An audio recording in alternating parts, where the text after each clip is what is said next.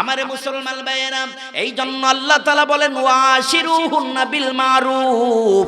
হে দুনিয়ার পুরুষরা শোনো, তোমরা তোমাদের স্ত্রীর সাথে ভালো ব্যবহার করো। আমার নবী স্ত্রীর সাথে ভালো ব্যবহার করেছেন। আমার নবী বলেছেন সে হলো ভালো যার স্ত্রী বলে ভালো। যার স্ত্রী স্বামীকে ভালো বলে না, সে আসল ভালো হতে পারে না। কিছু মানুষ আছে দূর দূরান্তে অনেক সুনাম আছে, কিন্তু পরিবারের কাছে হইলো একেবারে ঘৃণিত মানুষ।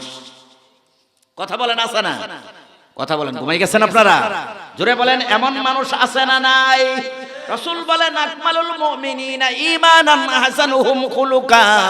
পরিপূর্ণ মুমিন হলো সে যার স্বভাব চরিত্র ভালো, আর যার স্ত্রী বলে তার স্বভাব চরিত্র ভালো, সেই হলো আসল ভালো মানুষ, সেই হলো আসল মুমিন মানুষ। বলেন সুবহানাল্লাহ। আমারে মুসলমান ভাইয়েরা, আসল স্বামী স্ত্রী দাম্পত্য জীবন যখন আরম্ভ হয়ে গেল, এক সাহাবী নবীজির কাছে এসে বললেন ইয়া রাসূলুল্লাহ, ইয়া হাবিবাল্লাহ, স্বামীর উপর স্ত্রীর কি হক দায়িত্ব রয়েছে, আর স্ত্রীর উপর স্বামীর কি হক এবং দায়িত্ব রয়েছে? আল্লাহর নবী বিশ্ব নবী বলেছেন আতইমহা ইযা তুইমতা।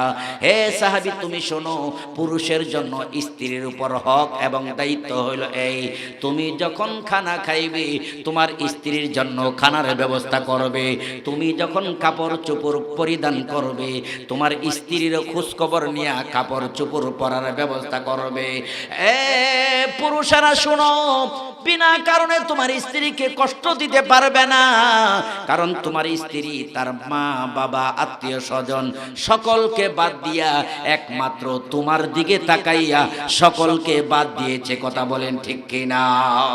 আমার মুসলমান ভাইয়েরা, এই জন্য আল্লাহর নবীকে এক ব্যক্তি জিজ্ঞাসা করলেন আইয়ুন নিসাই খায়রুন। হে আল্লাহর নবী, কোন মহিলা উত্তম, কোন মহিলা ভালো, কোন মহিলা হইল জান্নাতি? নবী বলেন যেই মহিলা স্বামীকে পাইয়া খুশি হয়, যেই মহিলাকে স্বামী দেখিয়া খুশি হয়, ওই মহিলা হলো জান্নাতি মহিলা। আর যখন স্বামী কোনো ভালো কাজের দিকে আহ্বান করে, আদেশ করে, যেই মহিলা স্বামীর কথা মেনে আদেশটাকে পালন করে, ওই মহিলা হলো উত্তম মহিলা। জোরে জোরে বলেন সুবহানাল্লাহ।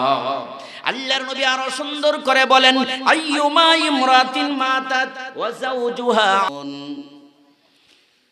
والصلاة والسلام على من كان نبيا وآدم بين الماء والطين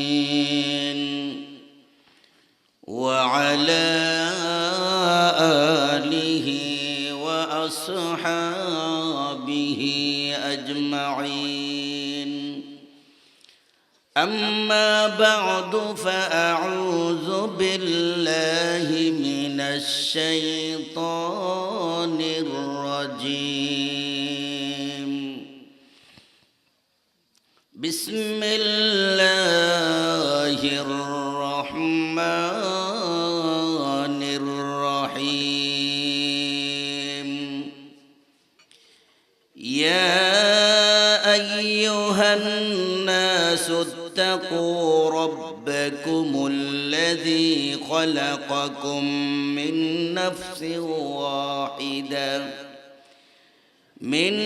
نفس واحدة وخلق منها زوجها وبث منهما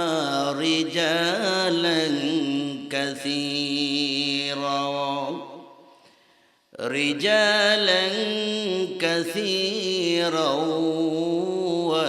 ونساء.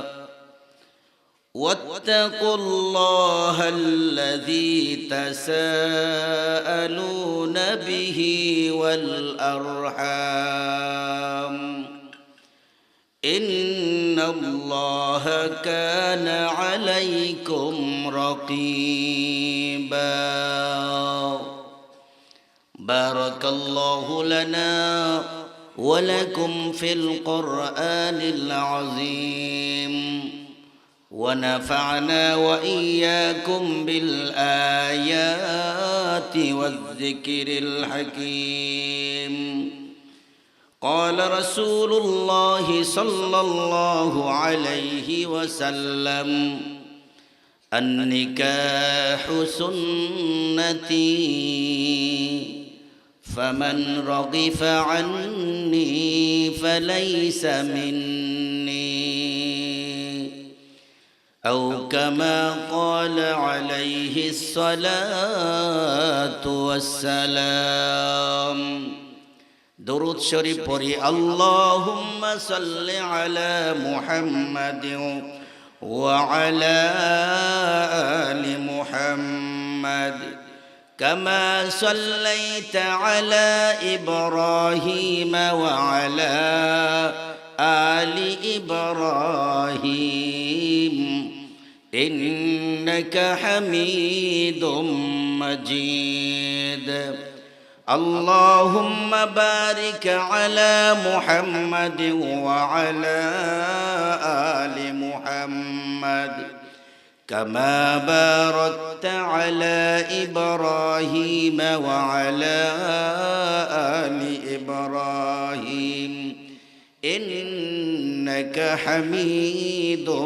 مجيد سبحان الله وبحمده سبحان الله العظيم কয়েকবার জিকির করি লা ইলাহা ইল্লাল্লাহ জোরে জোরে লা ইলাহা ইল্লাল্লাহ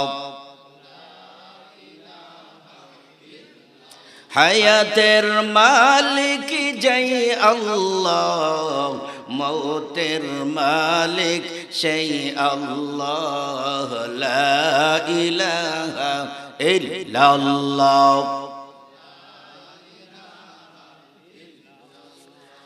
লা ইলাহা ইল্লাল্লাহ মুহাম্মাদুর রাসূলুল্লাহ সাল্লাল্লাহু আলাইহি ওয়াসাল্লাম। মৌলভীবাজার জেলার অন্তর্গত নলদারিয়া ইসলামী যুব সমাজের উদ্যোগ আয়োজিত পঞ্চম বার্ষিক তাফসিরুল কোরআন মহাসম্মেলনের সম্মানিত সভাপতি সাহেব, মুআজ্জাজ মুকাররম উলামায়ে কেরাম, মুরব্বিয়ানে আইজাম, যুবক ভাইয়েরা, পর্দার অন্তরালে অবস্থানরত আমার শ্রদ্ধেয় মা ও বোনেরা, মহান আল্লাহ রাব্বুল আলামিনের দরবারে অসংখ্য অগণিত নিয়ামতের শুকরিয়া আদায় করছি, যিনি আমাদেরকে জান্নাতের বাগানে গভীর রাত্র পর্যন্ত উলামায়ে কেরামের সোহবতে ধৈর্য সহকারে বসার তৌফিক দান করেছেন। এই জন্য সকলেই মন খুলে পড়ে আলহামদুলিল্লাহ। আজকে বাংলাদেশের বিভিন্ন জায়গাতে আসরের পর থেকে বৃষ্টি বাদল হয়েছে, আপনাদের কাছে খবর আছে কি? আলহামদুলিল্লাহ। এই মাহফিলের মধ্যে একজন যুগ শ্রেষ্ঠ আল্লাহর ওলি আসবেন, বরুণার পীর সাহেব হুজুর। আলহামদুলিল্লাহ বলেন। আমার মনে হইতেছে এই বুজুর্গানে দ্বীনের উসিলাই আপনাদের এই এলাকাটাতে বৃষ্টি একটু কম হয়েছে, যার কারণে আমরা মাহফিলে বসার মতন সুযোগ পেয়েছি। আলহামদুলিল্লাহ বলেন। এমন এই মাহফিলে এসে আমরা খুশি না বেজার? কারা কারা খুশি হাত ওঠা লিল্লাহি তাকবীর, আরো জোরে লিল্লাহি তাকবীর। কোরআন সুন্নাহর আলো, কোরআন সুন্নাহ যেখানে, আলেম উলামা যেখানে, পীর মাশায়েখ যেখানে, নারে তাকবীর। আল্লাহ আমাদের এই মাহফিলকে কবুল করুন, সকলে বলেন আমিন। সম্মানিত উপস্থিতি, মাহফিল পরিচালনা কমিটির পক্ষ থেকে আমাকে আলোচ্য বিষয় দেওয়া হয়েছে স্বামী স্ত্রীর দাম্পত্য জীবন। সেই বিষয়ের উপর আমি আপনাদের সামনে পবিত্র কোরআনুল কারীমের সূরা নিসার একটি আয়াত তিলাওয়াত করেছি। সেই আয়াতে মহান আল্লাহ রাব্বুল আলামিন সেই বিষয়ে আলোচনা করেছেন। আল্লাহ তাআলা আমাকে বলার, আপনাদেরকে শোনার, অবশেষে সকলকে আমল করার তৌফিক দান করুন, সকলে বলি আমিন। স্বামী স্ত্রী দাম্পত্য জীবনের আলোচনার আগে আমাদের জানতে হবে স্বামী এবং স্ত্রী কখন হয়, কিভাবে হয়। স্বামী এবং স্ত্রী যখন হবে তখন স্ত্রীর জন্য করণীয় কি আর স্বামীর জন্য করণীয় কি, এটা হলো দেখার বিষয়। আগে আমরা জেনে নিব স্বামী এবং স্ত্রী কিভাবে হয়, স্বামী এবং স্ত্রী হওয়ার প্রয়োজনীয়তাটা কি। এই জন্য আল্লাহ রাব্বুল আলামিন কোরআনুল কারীমের মধ্যে বিভিন্ন জায়গায় স্বামী এবং স্ত্রীর হক সম্পর্কে আলোচনা করেছেন। আসুন আমার মুসলমান ভাইয়েরা, সেই স্বামী এবং স্ত্রী হওয়ার জন্য পূর্ব শর্ত হলো বিবাহ শাদী। এই বিবাহ শাদীটা হলো আমাদের নবী বলেন, আন-নিকাহু সুন্নতি ফামান রাগিফা আন্নি ফালাইসা মিন্নি। বিবাহ বন্ধন হলো আমি নবীর একটা গুরুত্বপূর্ণ সুন্নত। আর যারা এই বিবাহ বন্ধন থেকে দূরে থাকবে, বিবাহ বন্ধন করবে না, রাসূল বলেন সে আমার উম্মতের অন্তর্ভুক্ত হবে না। বলেন নাউযুবিল্লাহ। আমার মুসলমান ভাইরা, এই জন্য মহান আল্লাহ রাব্বুল আলামিন স্বামী এবং স্ত্রীর দাম্পত্য জীবনের জন্য পূর্ব শর্ত বিবাহ বন্ধনের মাধ্যমে করেছেন। যেই বিবাহ বন্ধন শুধু আপনার আমার জন্য নতুন নয়, আমাদের বাবা আদম আলাইহিস সালাতু ওয়াস সালাম থেকে নিয়ে এই পর্যন্ত বিবাহ বন্ধনের নিয়ম নীতি চলে আসছে। কথা বলেন ঠিক কিনা? আমার মুসলমান ভাইয়েরা, বাবা আদমকে যখন রব্বুল আলামিন সৃষ্টি করলেন, জান্নাতের ভিতরে প্রবেশ করাইলেন, বাবা আদম বললেন, হে আল্লাহ, আমার তো একা একা ভালো লাগে না, আমার একজন সহধর্মিণী যদি হতো তাহলে আমার ভালো হতো। রব্বুল আলামিন বাবা আদমের প্রার্থনা শুনে সঙ্গে সঙ্গে বললেন, হে আদম, তোমার চেয়ে আরো সুন্দর করে, তোমার চেয়ে আরো কোমল করে, তোমার বাম পাশের পাজরের হাড্ডি দিয়া আমি তোমার সহধর্মিণী হাওয়াকে বানিয়ে দিব। বলেন সুবহানাল্লাহ। আমার মুসলমান ভাইয়েরা, তাই বাবা আদমকে সুখ শান্তি আরো বাড়ায় দেওয়ার জন্য মা হাওয়া আলাইহিস সালাতু ওয়াস সালামকে রব্বুল আলামিন সৃষ্টি করলেন। আর আল্লাহ তাআলা বিধান দিলেন, হে আদম, হাওয়ার সাথে তোমার মিলন করার আগে বিবাহ বন্ধনের ব্যবস্থা করব, তবে বিবাহ বন্ধনের আগে তোমার মহরানা আদায় করতে হবে। বাবা আদম বললেন, প্রভু হে, আমি কোথায় থেকে মহরানা আদায় করব? আমার তো টাকা নাই, পয়সা নাই, কোনো কিছু নাই। আল্লাহ তাআলা বললেন, হে আদম, যদি কিছুই তোমার না থাকে, জান্নাতের দরজার মধ্যে আমার নামের সাথে একটা নাম লেখা। তিনি হলেন আমার প্রিয় নবী মুহাম্মদুর রাসূলুল্লাহ সাল্লাল্লাহু আলাইহি ওয়াসাল্লাম। আমার নবীর উপর 10 বার দরুদ শরীফ পড়ে নেন, আপনার মহরানার হক আদায় হয়ে যাবে। আর জোরে কোন।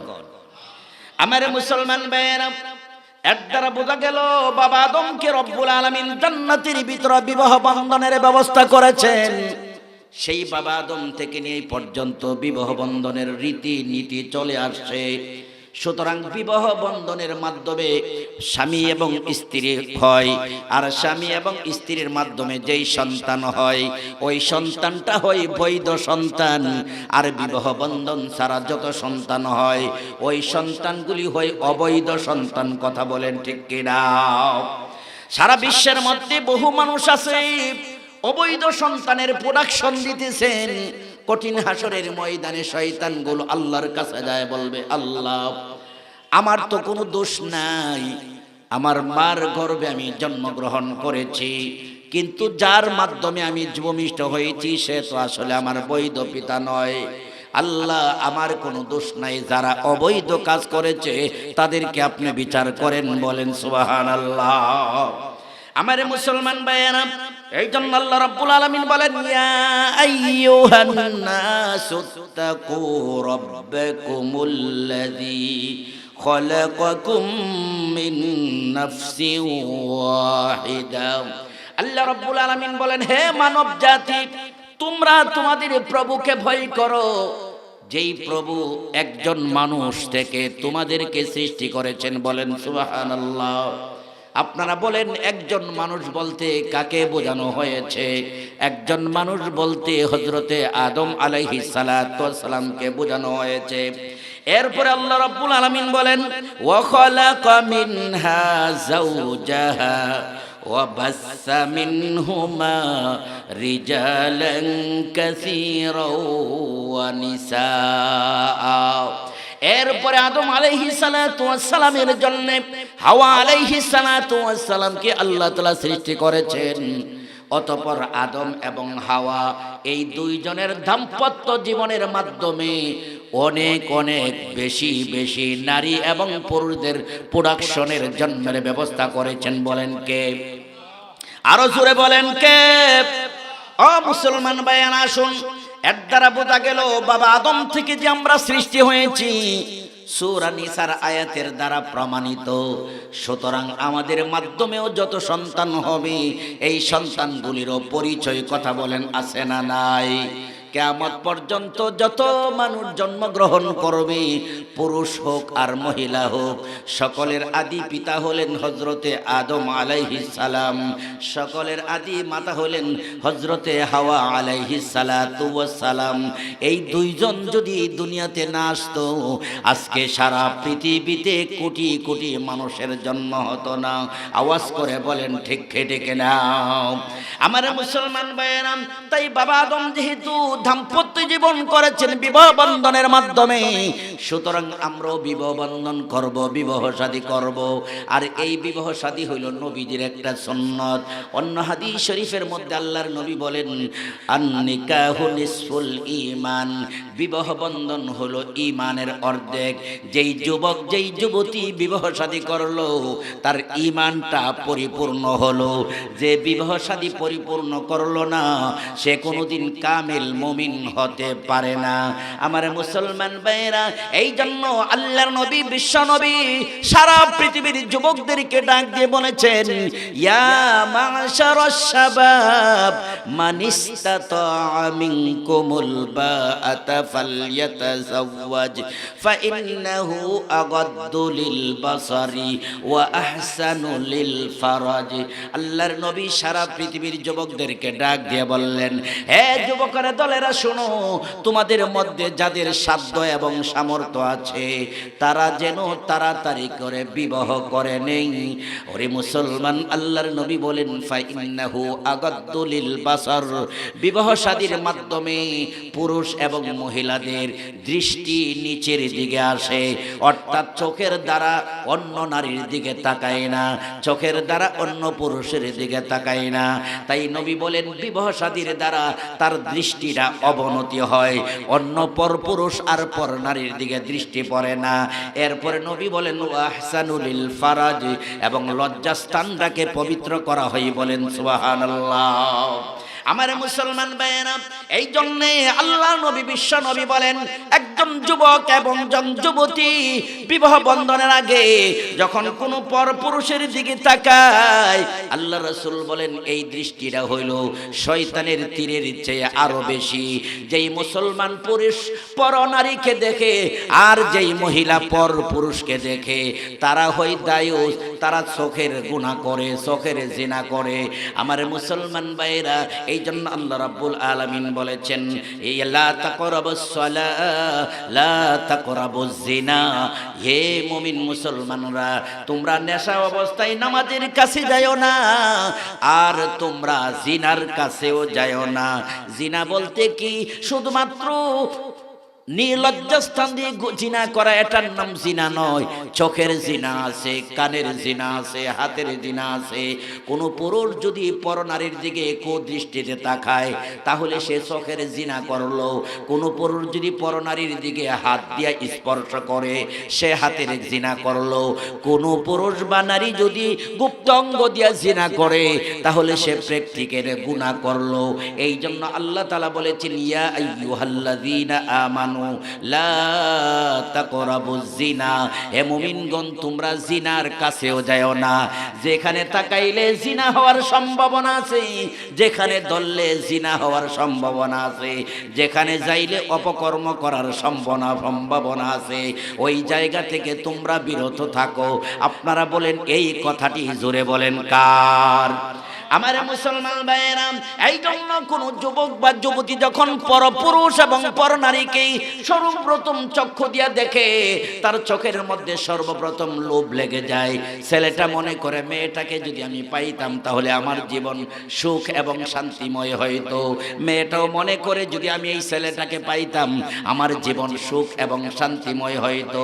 ওরে মুসলমান, এই দুইজন বিবাহ বন্ধন ছাড়া বর্তমান সমাজের মধ্যে ভালোবাসার নামে অপকর্মের ফ্যাক্টরি চলছে। কথা বলেন ঠিক কিনা? আমার মুসলমান ভাইয়েরা, সারা বিশ্বের মধ্যে কোটি কোটি মানুষ আজকে ব্যভিচারের মধ্যে লিপ্ত। এই সামনে মাস আসতেছে যার নাম হইল ফেব্রুয়ারি মাস। এই ফেব্রুয়ারি মাসের 14 তারিখটাকে বিশ্ব ভালোবাসা দিবসের নামে শুধু বাংলাদেশের নয়, সারা বিশ্বের কোটি কোটি পুরুষ এবং মহিলাদের চরিত্র নষ্ট করার জন্য একটা ষড়যন্ত্র চলছে। আওয়াজ করে বলেন ঠিক ঠিক না? আমার মুসলমান ভাইয়েরা, এই জন্য মনে রাখতে হবে, যদি তুমি ভালোবাসা করতে চাও, যদি ফুল দিতে চাও তোমার স্ত্রীকে ফুল দাও। হে মহিলা, যদি তুমি 14ই ফেব্রুয়ারি কেন 12 মাস তুমি যদি ফুল দিতে চাও, ভালোবাসা দিতে চাও, তোমার স্বামীকে ভালোবাসা দাও। তোমার স্বামীকে যদি ফুল দাও, তোমার স্বামীকে যদি ভালোবাসা দাও, একদিন যদি ভালোবাসা দিতে পারো, আল্লাহর নবী বিশ্ব নবী বলেছেন 1 বছর নফল ইবাদতের সওয়াব তোমার আমল নামায় দেওয়া হয়। সুবহানাল্লাহ জোরে বলেন। আমার মুসলমান ভাইয়েরা, এই জন্য ভালোবাসা দিব কাকে? স্বামী দিবে স্ত্রীকে ভালোবাসা, স্ত্রী দিবে স্বামীকে ভালোবাসা। ওরে আমার মুসলমান ভাইয়েরা, আজকে আমাদের এই ভালোবাসাটাকে বেপরদাভাবে পরিচালনা করা হয়। ওরে মুসলমান, এমন কাজ থেকে বাঁচা মুসলমানের জন্য দরকার আছে না নাই? আমার মুসলমান ভাইয়েরা, যারা বিবাহ বন্ধন ছাড়া পরনারীর সাথে মিলন করে, পরপুরুষের সাথে মিলন করে, আল্লাহর নবী বিশ্ব নবী রাহমাতুল্লিল আলামিন বলেন, আমি যখন মেরাজ শরীফের মধ্যে গেলাম, জান্নাত এবং জাহান্নাম পরিদর্শন করলাম। জাহান্নামের ভিতরে অনেকগুলি শাস্তি আমাকে দেখানো হলো। এক জায়গার মধ্যে যায়া দেখলাম একদল পুরুষ এবং মহিলাগণ বিশাল বড় মটকির ভিতরে আগুনের সাথে উলঙ্গ হয়ে উঠতেছে আর পড়তেছে। আমি জিবরাইল আমিনকে জিজ্ঞাসা করলাম, হে জিবরাইল, তারা কারা জাহান্নামের আগুনের মধ্যে উঠতেছে আর পড়তেছে? জিবরাইল আলাইহিস সালাতু ওয়াস সালাম বলেন, হে আল্লাহর নবী, তারা হলো ওই সমস্ত পুরুষ এবং মহিলা যারা বিবাহ বন্ধন ছাড়া পরপুরুষ এবং পরনারী অবৈধ সম্পর্ক করেছিল, মিলন করেছিল। তাদেরকে আল্লাহ রাব্বুল আলামিন উলঙ্গ করে জাহান্নামের আগুনের মধ্যে জ্বালাইবে। জুড়ে বলেন না আউযুবিল্লাহ। আল্লাহর নবী বিশ্ব নবী রাহমাতুল্লিল আলামিন কিয়ামতের অনেকগুলি নিদর্শন আলোচনা করেছেন। কিয়ামতের মধ্যে অনেকগুলি মানুষ অনেক অন্যায় অপরাধের কারণে তাদেরকে হাসরের ময়দানে অপমান করা হবে।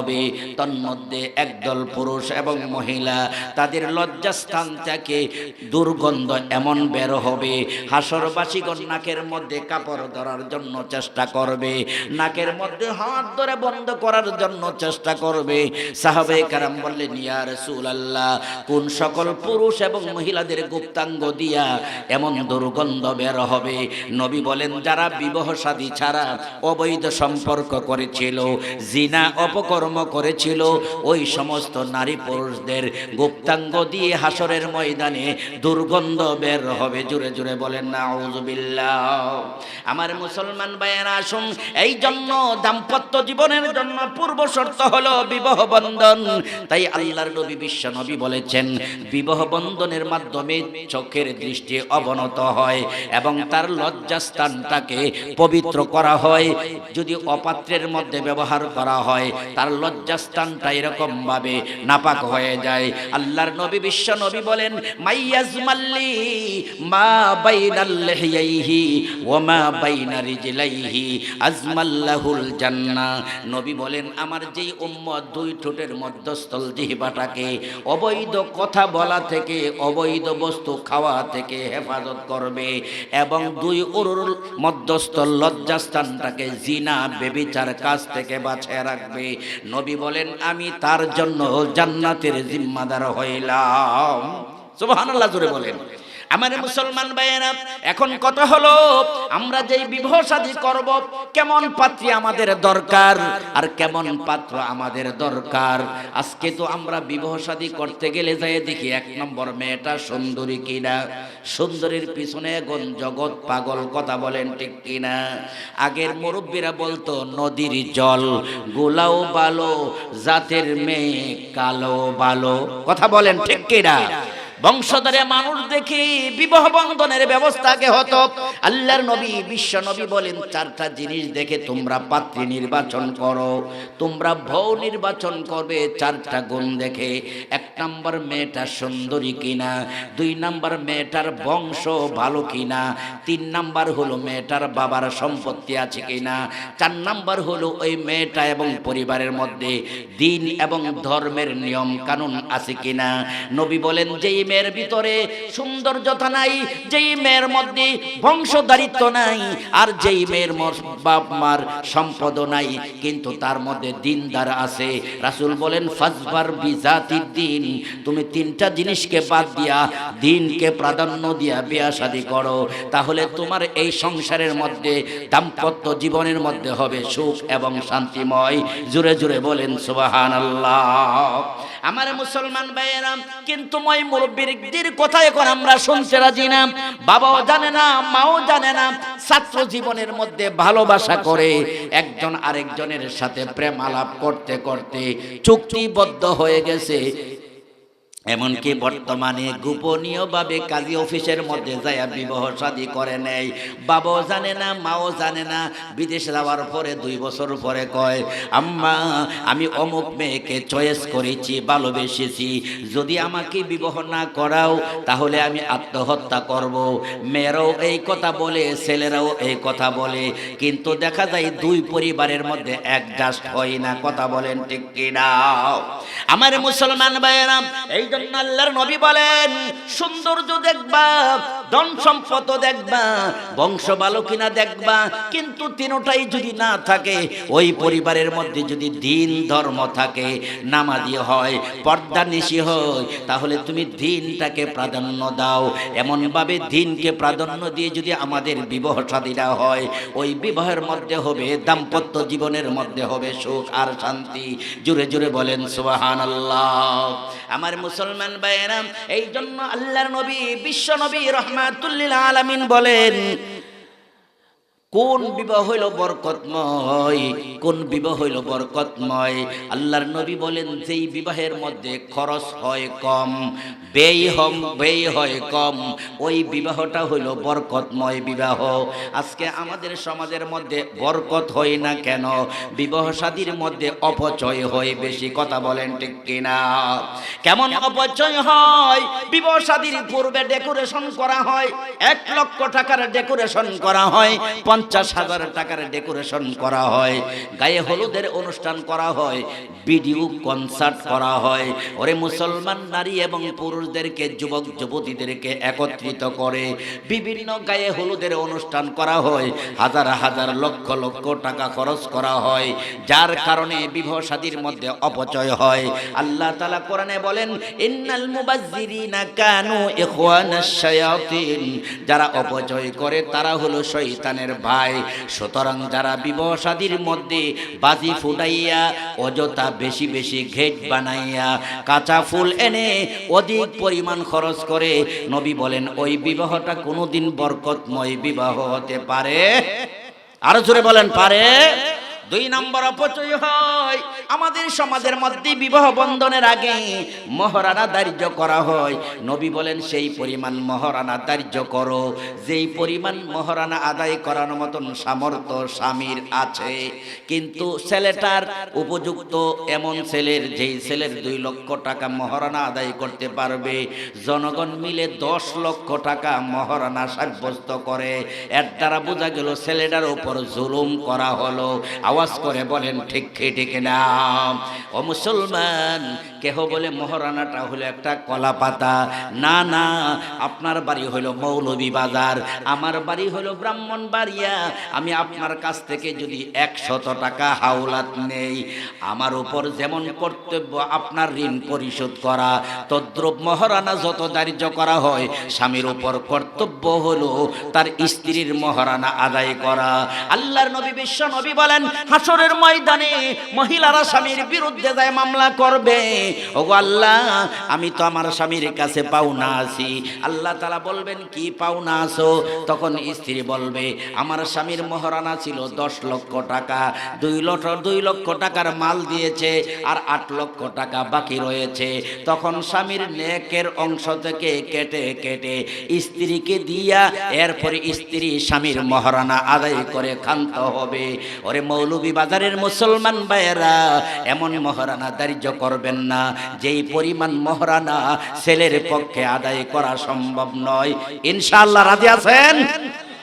আমার মুসলমান ভাইয়েরা, এই জন্য আমার মুসলমান ভাইয়েরা, আল্লাহর নবী বিশ্ব নবী বলেন, একটা স্বামী একটা স্ত্রী দুইজন যখন দাম্পত্য জীবন আরম্ভ করে দেয়, বিবাহ শাদীর আগে তখন ছিল তাদের জন্য দেখা সাক্ষাৎ হারাম, বিবাহ বন্ধনের পরে তাদের সাথে দেখা সাক্ষাৎ হলো হালাল।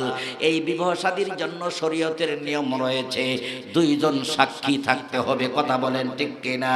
2 জন সাক্ষী থাকতে হবে যখন এজিন নেওয়া হয়, ইজাব এবং কবুল নেওয়া হয়। 2 নাম্বার কথা হলো, একজন বরকতের জন্য আলেম রাখা চাই। ওই আলেম সাহেব সুন্নত তরিকায় বিবাহর কথাবার্তা বলবে, এবং নবীজি বিবাহ বন্ধনের সময় যেই খুতবা আদায় করেছিল, ওই খুতবাটা আদায় করতে হবে।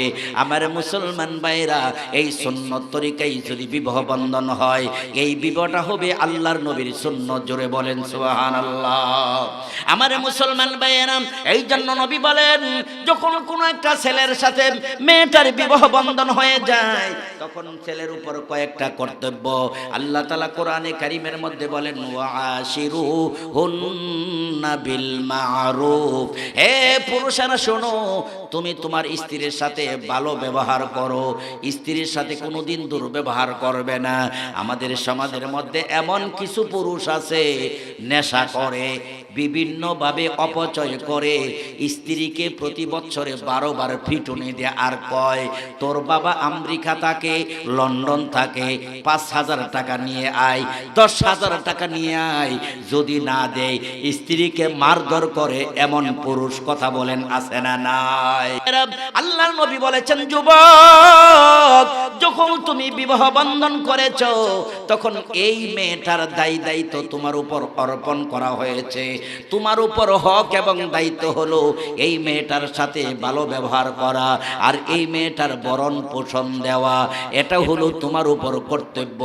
যেই সকল পুরুষরা নিজের কর্তব্য পালন না করে স্ত্রীকে যৌতুকের জন্য মারধর করে, বিভিন্ন সময় বাবার বাড়ি থেকে টাকা আনার জন্য মারধর করে, তারা হবে জালেম, তারা হবে অত্যাচারী। কথা বলেন ঠিক কিনা? আবার এমন কিছু পুরুষ আছে, এক স্ত্রীর হক আদায় করতে পারে না, একাধিক বিবাহ শাদী করে, এমনও পুরুষ আছে না নাই? ওরে মুসলমান, যদিও শরীয়তের দৃষ্টিতে 4টা বিবাহ বন্ধন একজন পুরুষের জন্য জায়েজ আছে, তবে শর্ত হলো 4 জন স্ত্রীর ভরণ পোষণ, খাওয়া দাওয়া, কাপড় চোপড় সবগুলি দেওয়ার মতন সামর্থ্য তোমার থাকতে হবে। তুমি একজন স্ত্রীর হক আদায় করতে পারো না, তোমার জন্য দ্বিতীয় বিবাহ করা উচিত নয়। একজন স্ত্রীর হক আদায় করতে পারো না, তোমার জন্য তৃতীয় চতুর্থ বিবাহ করা উচিত নয়। কারণ এই মহিলাগুলি যদি আল্লাহর দরবারে বদদুয়া করে, এই বদদুয়ার কারণে তুমি জাহান্নামী হইতে পারো। কথা বলেন ঠিক কিনা? আল্লাহর নবী বিশ্ব নবী বলেন, আমার উম্মতরা শুনো, যেই পুরুষ একাধিক বিয়ে করে, বিয়ে করার পরে যদি সকল স্ত্রীর প্রতি সমান সমান হক আদায় না করতে পারে, কঠিন হাসরের ময়দানে তাকে দ্বিখণ্ডিত করা হবে। আমাদের দেশে যেমন করাত দিয়া গাছকে চিরানো হয়, কাটা হয়, তদ্রূপ যেই সকল পুরুষরা একাধিক বিবাহ করে, একাধিক স্ত্রীর যদি হক আদায় না করতে পারে, কঠিন হাসরের ময়দানে তাকে দুই টুকরা কইরা জাহান্নামের শাস্তি দেওয়া হবে। জোরে বলেন নাউযুবিল্লাহ। আমারে মুসলমান ভাইয়েরা, এই জন্য আল্লাহ তাআলা বলেন ওয়াশিরুহুন্না বিল মারুফ। হে দুনিয়ার পুরুষরা শোনো, তোমরা তোমাদের স্ত্রীর সাথে ভালো ব্যবহার করো। আমার নবী স্ত্রীর সাথে ভালো ব্যবহার করেছেন। আমার নবী বলেছেন সে হলো ভালো যার স্ত্রী বলে ভালো। যার স্ত্রী স্বামীকে ভালো বলে না, সে আসল ভালো হতে পারে না। কিছু মানুষ আছে দূর দূরান্তে অনেক সুনাম আছে, কিন্তু পরিবারের কাছে হইলো একেবারে ঘৃণিত মানুষ। কথা বলেন আছে না? কথা বলেন, ঘুমাই গেছেন আপনারা? জোরে বলেন, এমন মানুষ আছে না নাই? রাসূল বলেন আকমালুল মুমিনিনা ঈমানান আহসানুহুম খুলুকা। পরিপূর্ণ মুমিন হলো সে যার স্বভাব চরিত্র ভালো, আর যার স্ত্রী বলে তার স্বভাব চরিত্র ভালো, সেই হলো আসল ভালো মানুষ, সেই হলো আসল মুমিন মানুষ। বলেন সুবহানাল্লাহ। আমারে মুসলমান ভাইয়েরা, আসল স্বামী স্ত্রী দাম্পত্য জীবন যখন আরম্ভ হয়ে গেল, এক সাহাবী নবীজির কাছে এসে বললেন ইয়া রাসূলুল্লাহ, ইয়া হাবিবাল্লাহ, স্বামীর উপর স্ত্রীর কি হক দায়িত্ব রয়েছে, আর স্ত্রীর উপর স্বামীর কি হক এবং দায়িত্ব রয়েছে? আল্লাহর নবী বিশ্ব নবী বলেছেন আতইমহা ইযা তুইমতা। হে সাহাবী, তুমি শোনো, পুরুষের জন্য স্ত্রীর উপর হক এবং দায়িত্ব হলো এই, তুমি যখন খানা খাইবে তোমার স্ত্রীর জন্য খানার ব্যবস্থা করবে। তুমি যখন কাপড় চোপড় পরিধান করবে, তোমার স্ত্রীর খোঁজ খবর নিয়ে কাপড় চোপড় পরার ব্যবস্থা করবে। পুরুষেরা শোনো, বিনা কারণে তোমার স্ত্রীকে কষ্ট দিতে পারবে না, কারণ তোমার স্ত্রী তার মা বাবা আত্মীয় স্বজন সকলকে বাদ দিয়া একমাত্র তোমার দিকে তাকাইয়া সকলকে বাদ দিয়েছে। কথা বলেন ঠিক কিনা? আমার মুসলমান ভাইয়েরা, এই জন্য আল্লাহর নবীকে এক ব্যক্তি জিজ্ঞাসা করলেন আইয়ুন নিসাই খায়রুন। হে আল্লাহর নবী, কোন মহিলা উত্তম, কোন মহিলা ভালো, কোন মহিলা হইল জান্নাতি? নবী বলেন যেই মহিলা স্বামীকে পাইয়া খুশি হয়, যেই মহিলাকে স্বামী দেখিয়া খুশি হয়, ওই মহিলা হলো জান্নাতি মহিলা। আর যখন স্বামী কোনো ভালো কাজের দিকে আহ্বান করে, আদেশ করে, যেই মহিলা স্বামীর কথা মেনে আদেশটাকে পালন করে, ওই মহিলা হলো উত্তম মহিলা। জোরে জোরে বলেন সুবহানাল্লাহ।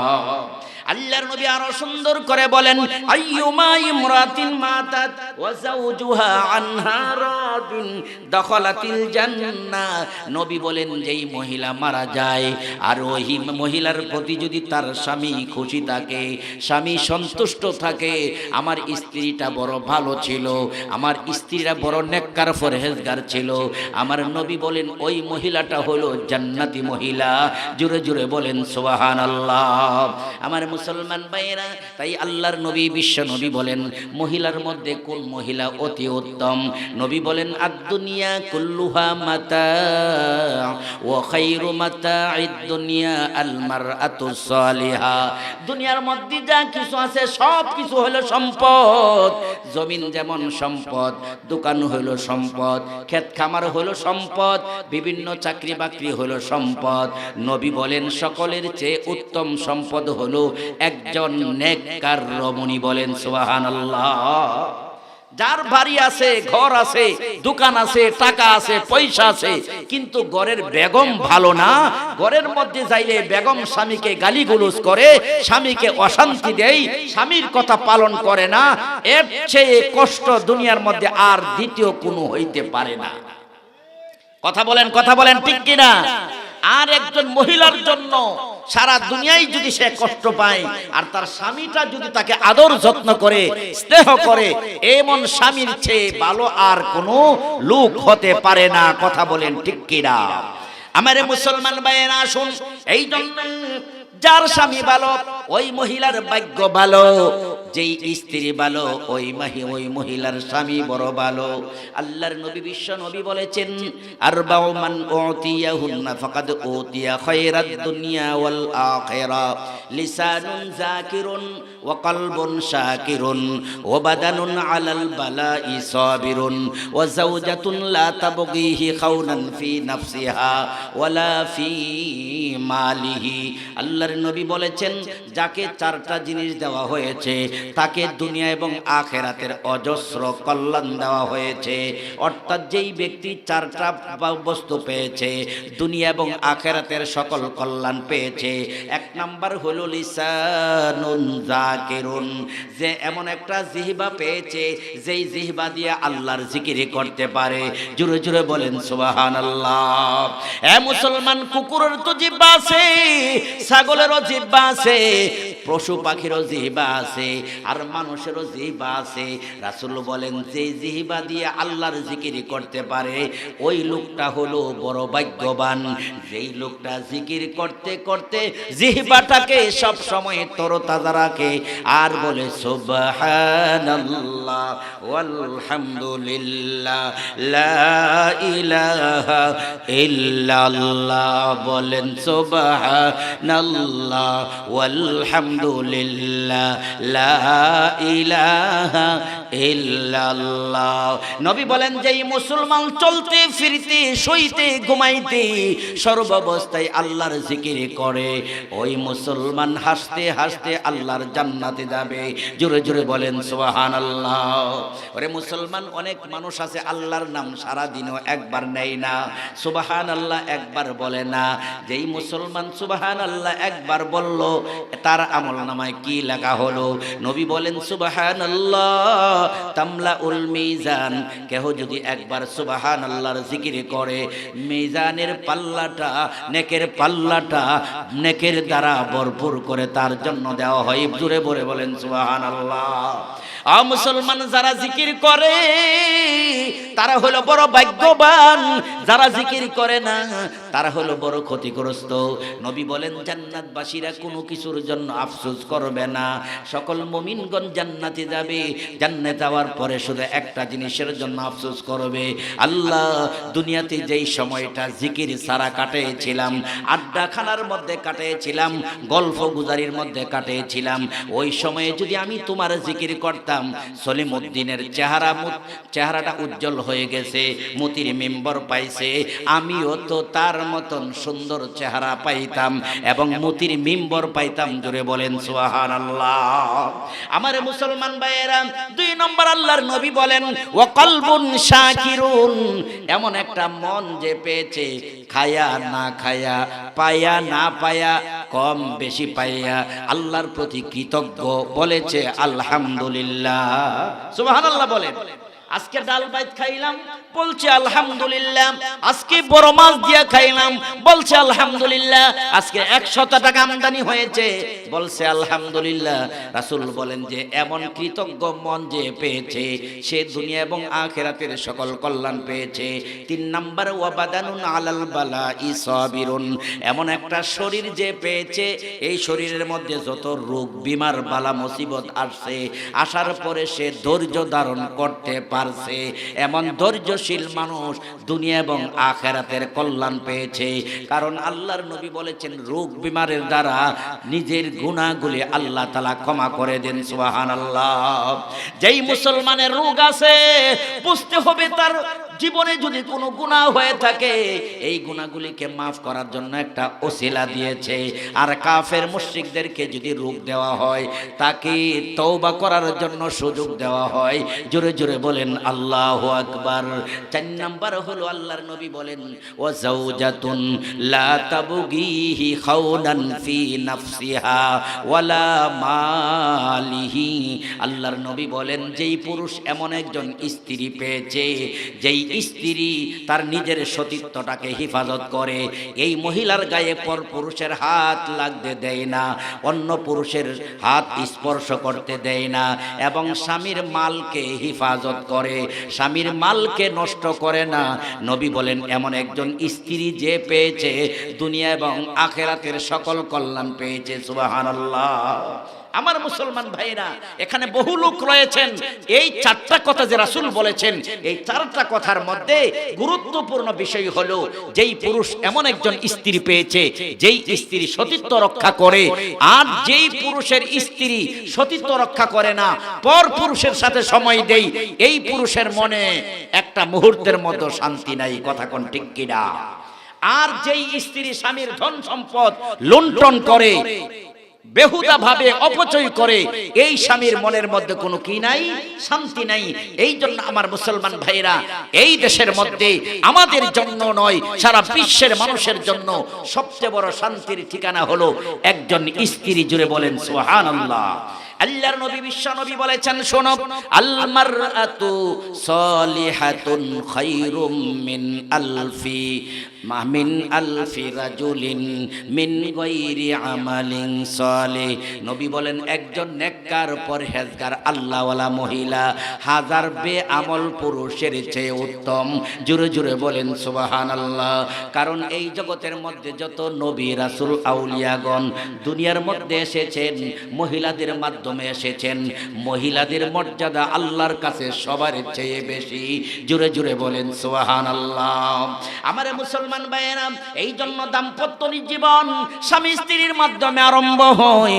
আল্লাহর নবী বিশ্ব নবী রাহমাতুল লিল আলামিন বলেন, শোনো দুনিয়ার মহিলারা, শোনো, তোমার স্বামীর খেদমত যদি তুমি 7 দিন করতে পারো, স্বামীর চাহিদা যদি তুমি 7 দিন পুরা করতে পারো, তোমার আমল নামায় 7 বছর নফল ইবাদতের সওয়াব লেখা হয়। সুবহানাল্লাহ বলেন। হে পুরুষ মহিলারা শোনো, যুবক যুবতীরা শোনো, তোমরা বিভিন্ন মেলার মধ্যে যায়া পর নারীর সাথে কথা বলিও না। তোমার স্ত্রীর সাথে যদি বসে বসে মুস্কে হাসি দিয়া কথা বলো, যতক্ষণ কথা বলবা তোমার আমল নামায় নফল ইবাদতের সওয়াব লেখা হবে। জোরে জোরে বলেন সুবহানাল্লাহ। আমার মুসলমান ভাইরা, এই স্বামী স্ত্রীর দাম্পত্য জীবনের মাধ্যমে সন্তান ভূমিষ্ঠ হয়। আল্লাহর নবী বিশ্ব নবী বলেন, কোন মহিলার গর্ভে যখন সন্তান যায়, মহিলার কষ্ট আরম্ভ হয়ে যায়। 9 মাস 9 দিন বা 10 দিন বাচ্চাটাকে গর্ভে ধারণ করতে হয়। মহিলারা শুনো গো, স্বামী স্ত্রী দাম্পত্য জীবনের মাধ্যমে তুমি যেই 9 মাস বা 10 মাস সন্তান গর্ভে ধারণ করলা, কত যে কষ্ট তোমার হয়েছে। তুমি যদি 2 রাকাত নামাজ গর্ভ অবস্থায় পড়তে পারো, গর্ভহীন মহিলারা 80 রাকাত নামাজ পড়লে যেই সওয়াব, তোমার 2 রাকাত নামাজের সেই পরিমাণ সওয়াব দেওয়া হয়। জোরে জোরে বলেন সুবহানাল্লাহ। হে মহিলারা শোনো, স্বামীর স্ত্রীর দাম্পত্য জীবনের মাধ্যমে একটা সন্তান যদি তুমি প্রসব করতে পারো, নবী বলেন সঙ্গে সঙ্গে তোমার আমল নামায় 70 বছর নফল ইবাদতের সওয়াব লেখা হয়। জোরে জোরে বলেন সুবহানাল্লাহ। 3 নম্বরে মহিলারা শোনো, রাত্রের বেলা বাচ্চারা কান্না করে, যাদের ঘরের মধ্যে ছোট ছোট বাচ্চা আছে, রাত্রের বেলা 2 বার 3 বার ঘুম থেকে উঠে কি উঠে না, একটা পানির কথা বলে, একটা দুধের কথা বলে, একটা পেশাবের কথা বলে।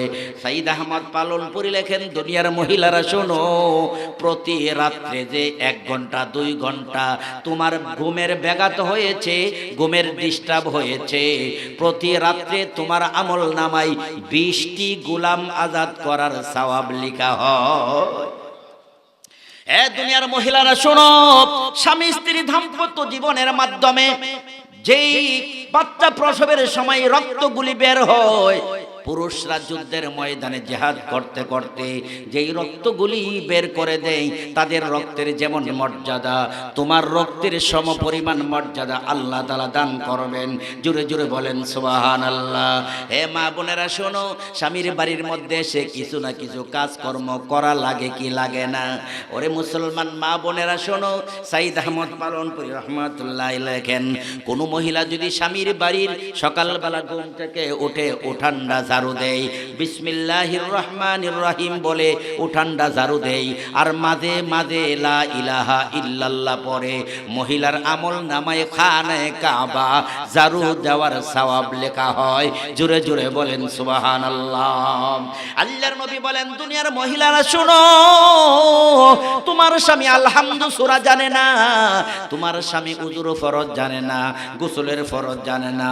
হে পুরুষ, তোমার স্ত্রী উযুর ফরজ জানে না, গোসলের ফরজ জানে না, নামাজের ফরজ কয়টা, ওয়াজিব কয়টা জানে না। তুমি যদি শিক্ষা দিতে পারো, তোমার আমল নামায় 70 বছর নফল ইবাদতের সওয়াব দেওয়া হয়। জোরে জোরে বলেন সুবহানাল্লাহ। আমার মুসলমান ভাইরা, এই জন্য আল্লাহর নবী বিশ্ব নবী রাহমাতুল লিল আলামিন বলেন, চার আমলি যেই সকল নারীরা হবে, চার আমলদার নারীরা যারা হবে, তারা যাদের জন্য জান্নাতের 8টি দরজা খোলা হবে। তন্মধ্যে একটা হলো আল্লাহর নবী বলেছেন, আল মারআতু ইজা সাল্লাত খামসাহা, যেই মহিলা 5 ওয়াক্ত নামাজ আদায় করে, 5 ওয়াক্ত নামাজি মহিলাদের জন্য জান্নাতের দরজা খোলা থাকবে। বলেন সুবহানাল্লাহ। হে মা বোনেরা, বাচ্চার কারণে নামাজ ছাড়বেন না, সংসারের ব্যস্ততার কারণে নামাজ ছাড়বেন না, কারণ কঠিন হাসরের ময়দানে একদল জাহান্নামীদেরকে বলা হবে, মা সালাকাকুম ফি সাকার ক্বালু লাম নাকু মিনাল মুসাল্লিন। আল্লাহ তাআলা বলেন, একদল বেনমাজদেরকে বলা হবে, হে জাহান্নামীরা, তোমাদের কোন আমলের কারণে আজকে তোমরা জাহান্নামী হইলা, কোন অপরাধের কারণে তোমরা বলো? তখন তারা বলবে, লাম নাকু মিনাল মুসাল্লিন, আমরা নামাজি ছিলাম না, দুনিয়াতে সময় মতো নামাজ আদায় করেছিলাম না, যার কারণে আজকে আমরা জাহান্নামী হইলাম। জোরে জোরে বলেন না আউযুবিল্লাহ। হে আমার মৌলভী বাজারের মা বোনেরা শোনো, তোমার স্বামী আলেম, তোমার জন্য নামাজ মাফ নাই। তোমার স্বামী নেতা, তোমার স্বামী বড় হাজি কাজী, এর কারণে তোমার নামাজ মাফ নাই। নবীদের বাড়িতে একজন মহিলা কাজ করতেন, যার নাম রাবিয়া রাদিয়াল্লাহু তাআলা আনহা। নবীজি একদিন বললেন, রাবিয়া, তোমার কোনো কিছু চাওয়ার থাকলে বলতে পারো, আমি আল্লাহর দরবার থেকে মঞ্জুর করায়া দিব। রাবিয়া রাদিয়াল্লাহু তাআলা আনহা বলেন, ইয়া রাসূলুল্লাহ, আমি আপনার সাথে জান্নাতে থাকতে চাই। নবী বলেন, রাবিয়া গো, যদি আমার সাথে জান্নাতে থাকতে চাও, 5 ওয়াক্ত নামাজ সময় মতো আদায় করবা, তাহলে আমি নবীর সাথে জান্নাতে থাকতে পারবা। জোরে জোরে বলেন সুবহানাল্লাহ। হে মা বোনেরা, নামাজ আদায় করতে হবে। 2 নম্বর রাসূল বলেন, ওয়াসামাত শাহরাহা, যেই মহিলা রমজানের রোজা রাখে, তাদের জন্য জান্নাতের খোলা দরজা খোলা থাকবে। 3 নম্বর হলো ওয়া আতাআত বালাহা, যেই মহিলা স্বামীর কথা মেনে চলে,